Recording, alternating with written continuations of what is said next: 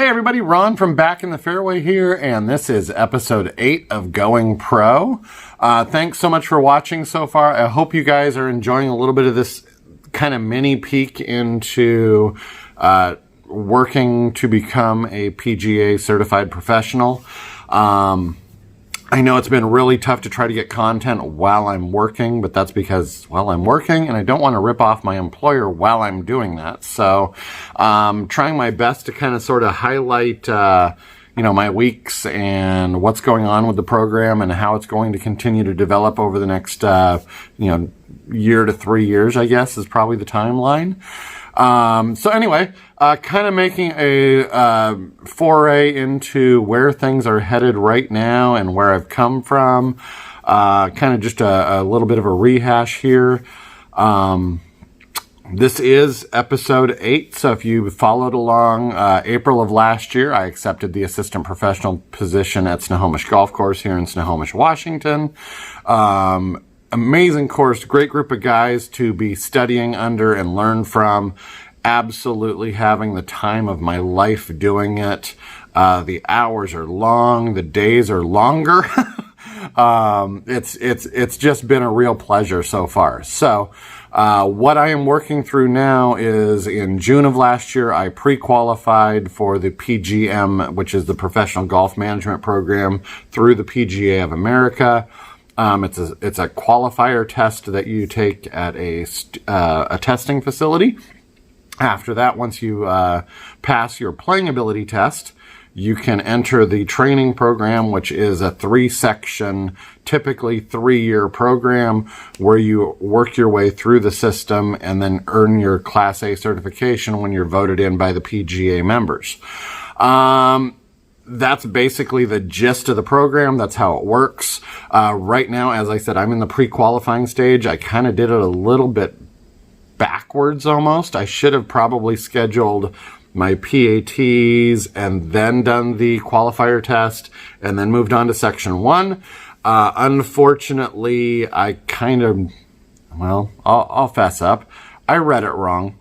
I did the pre-qual test thinking that my PAT would be a cup of tea, firing through that and then getting into the program before the end of the year. Boy, was I wrong. The PAT was incredibly taxing mentally, and once you make that little mistake, you pretty well have to go into panic mode. The trick to it is don't make the mistake, but of course it's golf. It's way easier to say that. So anyway, that's kind of where I'm at. I am pre-qualified, so I've got my qualification test out of the way. I am waiting on my PAT April 22nd if the weather is all cooperative and everything like that.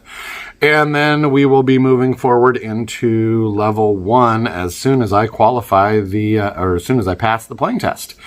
So that's where I'm at in the process of the program for getting certified.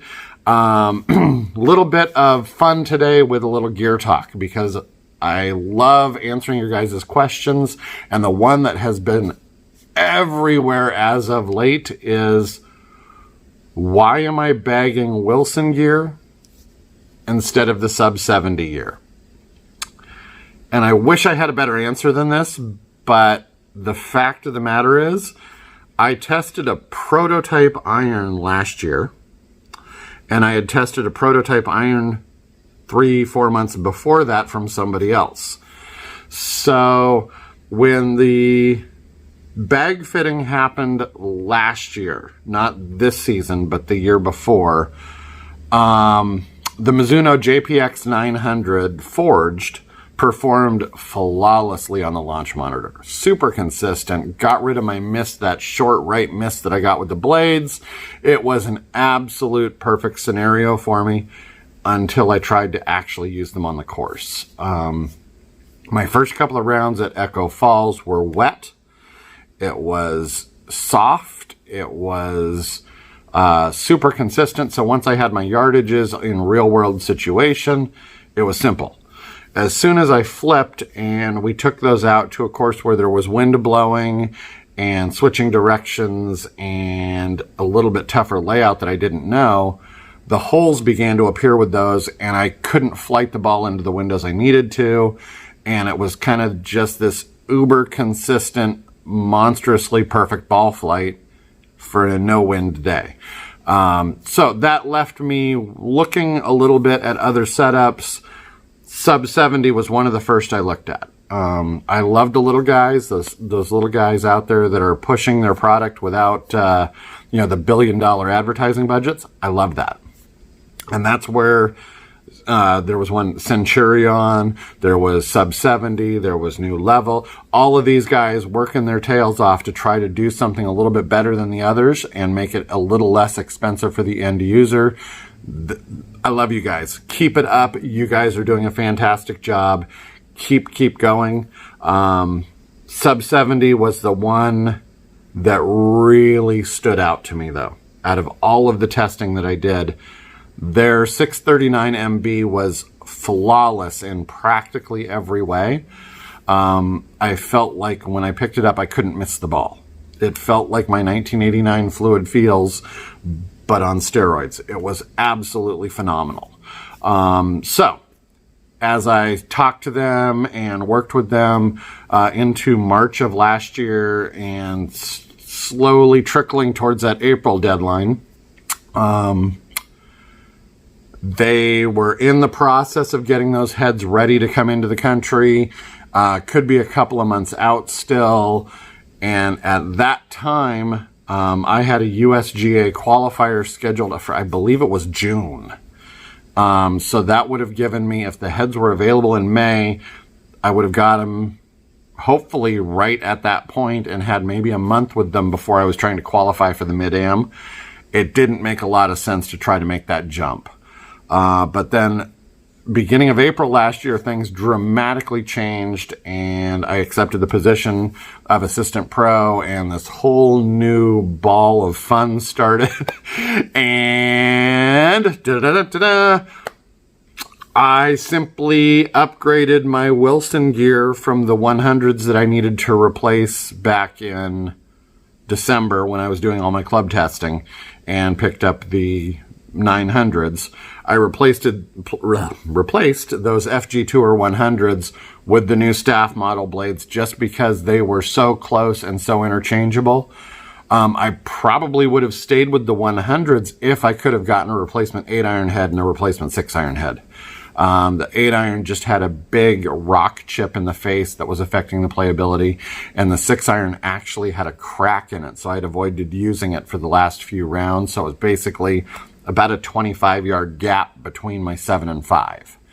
So anyway, long story short there, the staff models were ready to roll before the 639s would have been through the USGA testing and in my bag. So as I move forward into my year, I would love nothing more than to bag those sub 70 clubs. I would love to preach from the tops of the towers that these things are amazing, that everybody should take a spin with them, especially with that demo program they have. But at the same time, my Wilson bag is so phenomenal. It would be really, really hard for me to go, hey, sub 70, let's do a full bag at $1,000 and replace it all.